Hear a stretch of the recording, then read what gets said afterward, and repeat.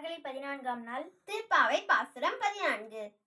உங்கள் புல கடை தோட்டத்து வாவியுள் செங்கலி நீர் வாழிகழ்ந்து ஆம்பல் வாய்க்கும் மினகான்.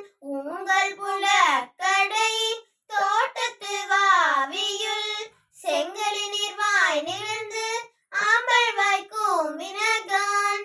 செங்கல் பொடி கூரை வெண்பல் தவ தவ தங்கள் திரு கோயில் சங்கிடுவான் போதந்தார்.